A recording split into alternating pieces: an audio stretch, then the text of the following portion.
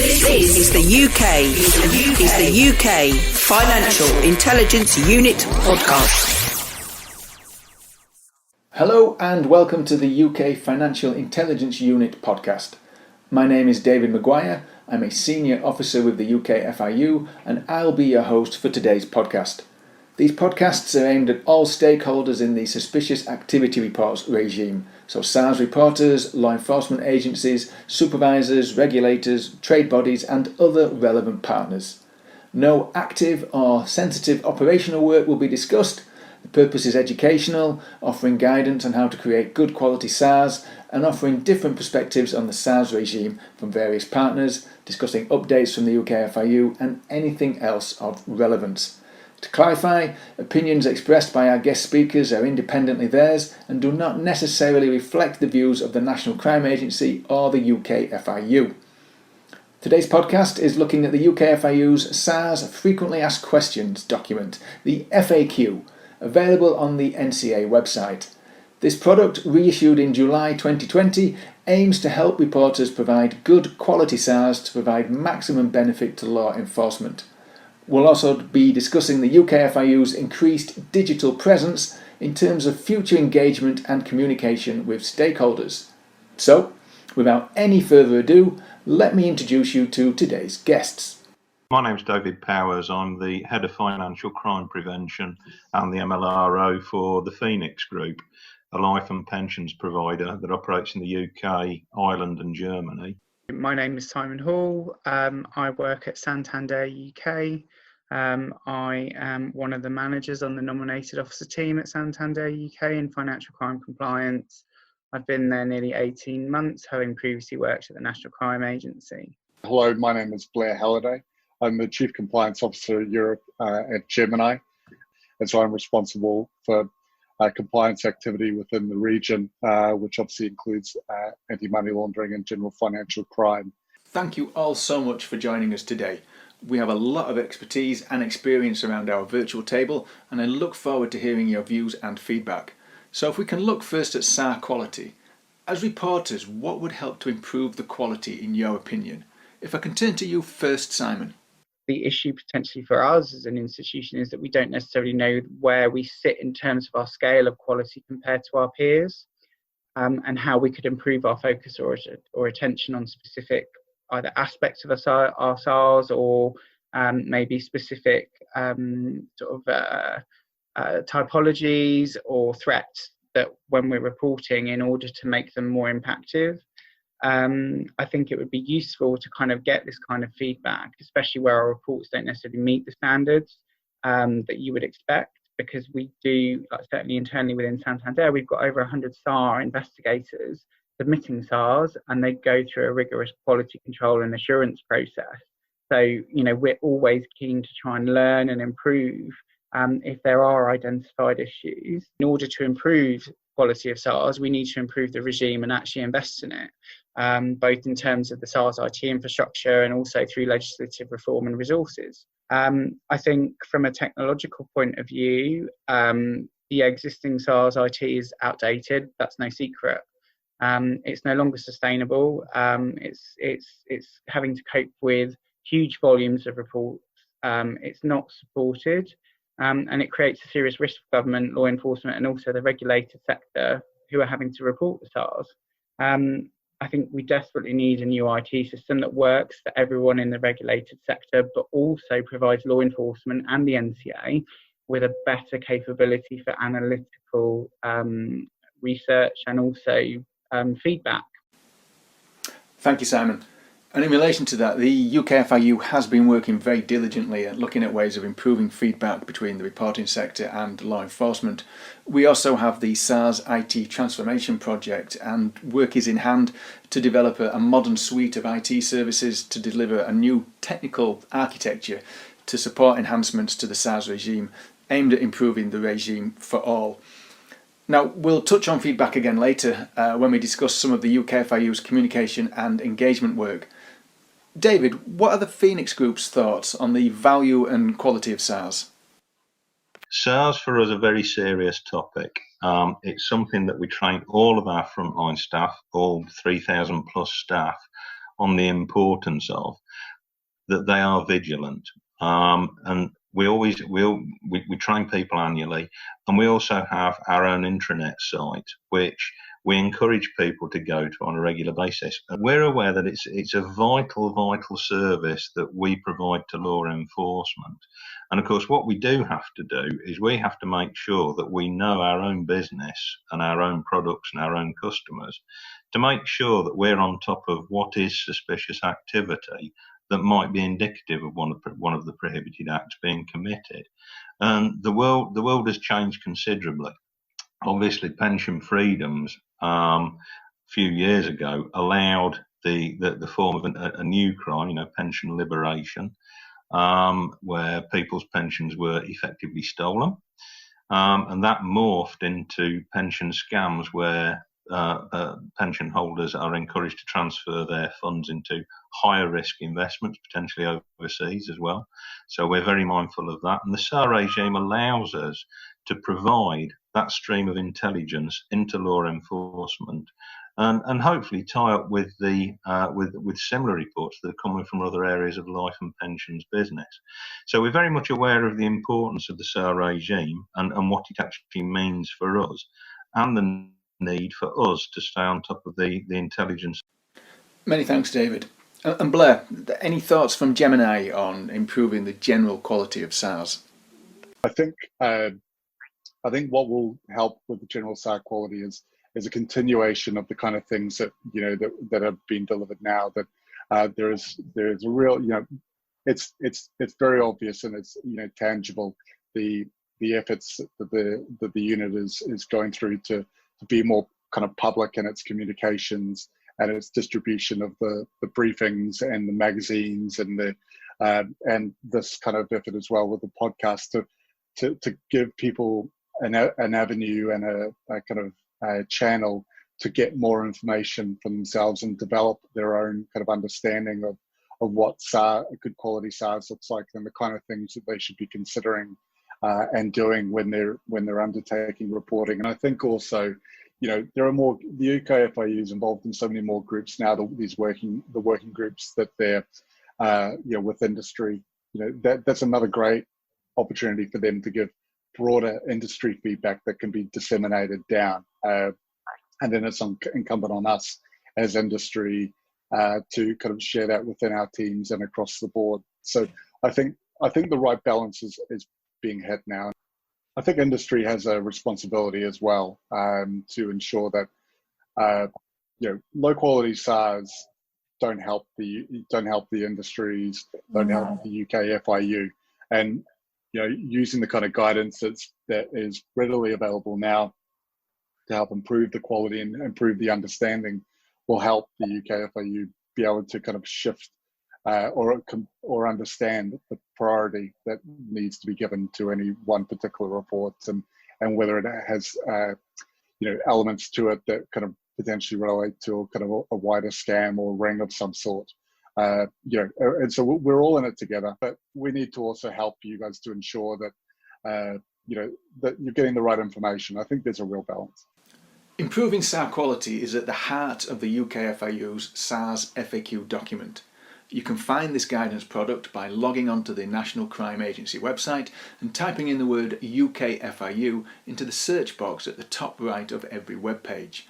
This will take you to the UKFIU Suspicious Activity Reports page, and this product and other useful FIU documents can be found in the Related Publications section.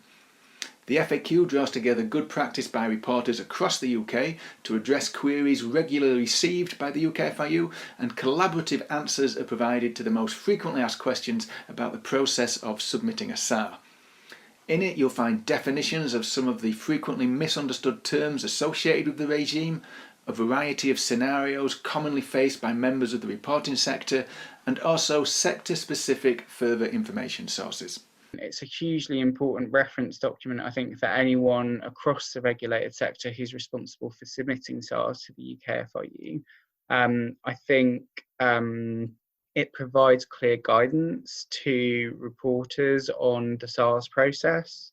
Obviously, the use of things like glossary codes, what information is required for a good quality SAR, and how to kind of make it easier to read for colleagues in the UKFIU. But it also kind of elaborates on some of the situations or the dilemmas and issues that reporters might encounter once a SAR is submitted. One of the things I've always done wherever I've worked is encourage my staff to think about what is the prohibited act that is actually being undertaken. And I was really pleased to see that there's emphasis on that early on in the document. It allows us, the document itself is very good, but it also allows us to help train any new members of staff into the team. And of course, we can use it in wider awareness training with the company so that people actually understand why it's important that they're able to enunciate their suspicion accurately and clearly when they make a suspicious activity report into my team, which holds a nominated officer's position. The ambition of the core answers in the FAQ document is to help a large cross-section of the SAR reporting community. We aim to regularly review the content as it's anticipated that this product will evolve with the introduction of new legislation, regulations and crime trends. Any observations, Blair, from Gemini? From my point of view, reading through the FAQ, that what I'm really happy about is that that it's got the kind of information in there that can help support not just the kind of new person looking through this, but also myself as well. It's good. It's just a good reminder as well, to keep us on point. Now, as alluded to earlier, there's a recognised need for the UKFIU to adapt and promote its online presence so that we're able to embrace the rapid development of technology, adapt to the new threats and opportunities it presents for 21st century law enforcement, and improve UKFIU capabilities in step with our law enforcement partners and SAR reporters.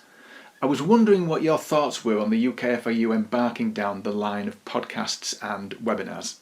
This is almost an exciting time for the UKFIU because if you guys do it in the right way, it has the real potential to build more effective and lasting partnerships with the practitioners of the SARS regime, stakeholders, and also it has the potential to provide, as I've said before, more targeted, meaningful and bespoke feedback and engagement with us.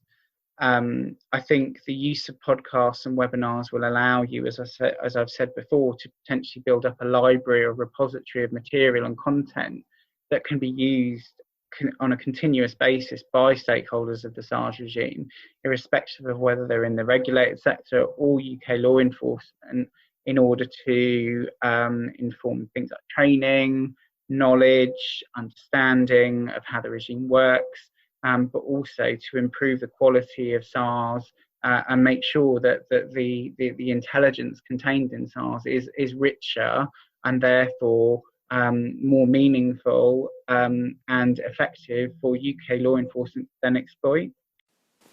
The aim is to promote these new avenues of digital engagement online via the UKFIU Twitter page and the NCA website. We have a lot of useful guidance already on the internet, but we are excited by these new means of engaging with stakeholders. David, Blair, what are your thoughts on the UKFIU's planned direction in relation to the podcasts, etc.? Nice, digestible little pieces that can be used. Again, we can signpost them on our internal websites to keep all members of staff engaged and interested. And of course, some of the questions and some of the podcasts, the one about how to submit a good quality SAR that was done by the Law Society of Scotland, we found very useful. And with the SARS FAQ, the two together really make the subject come alive, particularly for a new member of staff joining the team. So we're thinking about using them as part of new starter induction within the financial crime team, because they do make things come alive. Obviously, any new member of staff, it's very easy to just listen to the person that's training them. But being able to break that up and give a different perspective from somebody else, from the podcasts, it keeps it fresh. It keeps the environment fresh and keeps people engaged. I think in terms of the NCA site, one of the things as a reporter, and to kind of help you understand how you may be helping kind of wider society in general is to see some of the evidence of some of the work that the UKFIU and the NCA have been doing. We don't necessarily have that kind of instant gratification in financial crime all the time, but seeing the further down results of bad actors and criminal activity being stopped and being charged is helps to kind of give us the kind of the support and also the pleasure of seeing our activities awarded, if you know what I mean. So I definitely review it. I'm looking at it from the perspective of also, is there information on there that we can use internally to help identify, to help look for suspicious activity or for criminals that may be using derivatives of names or addresses or whatever else. So it's an important information tool. Thank you all. As you'll have all seen, one of the ways we're aiming to reach across all SARS regime stakeholders is with our SARs in Action magazine, which is available on the NCA website. This product has generated a lot of positive feedback and is aimed at all law enforcement. This includes senior investigating officers, frontline officers and police staff, reporters, regulators, supervisors, trade bodies, government partners and international partners. Have you been finding the magazine useful in the reporting sector? I like the magazines. I think they are informative, they're useful. I like that the articles involve input from a cross-sector of practitioners from both the regulated sector, and I think it's obviously a wide spread of the regulated sector as well. So it can be banks, it can be lawyers, it can be even people from the challenger banks as well. And I also like that obviously there are interviews with colleagues from law enforcement to provide their perspective on the SARS regime and what they do with the SARs as well. And particularly the fact that some of the people that have been interviewed more recently might not be people that even practitioners of the regime might assume would have normal access to SARs. So I think it's really, really informative because it provides that kind of insight into the reach that SARs have and the scope and the kind of value that they have to all sorts of different law enforcement partners. We've seen through Gemini, the Joint Money Laundering Intelligence Task Force, that every part of this financial services industry has worthwhile information and a worthwhile perspective on potentially criminal activity. And keep up the good work, but make sure you get a good mix of entities and firms that are providing input to that so that everybody continues to feel part of something. Well, that about wraps it up for today's podcast. I'd like to thank our guests, David Powers, Simon Hall and Blair Halliday, for their contributions, and I hope you all found it really useful. Don't forget, you can provide us with feedback and suggestions for future topics at the UKFIU email address. That's UKFIUfeedback, all one word, at nca.gov.uk or via our Twitter page at NCA_UKFIU. Don't forget to follow us on Twitter. This will be where we'll announce future podcasts and webinars. There's also lots of pertinent guidance on the UKFIU pages of the NCA website. That's nationalcrimeagency.gov.uk, where you'll also find copies of the UKFIU Magazine and reporter booklets. So, until next time, I've been David Maguire, and this has been a UKFIU podcast. UK Financial Intelligence Unit Podcast.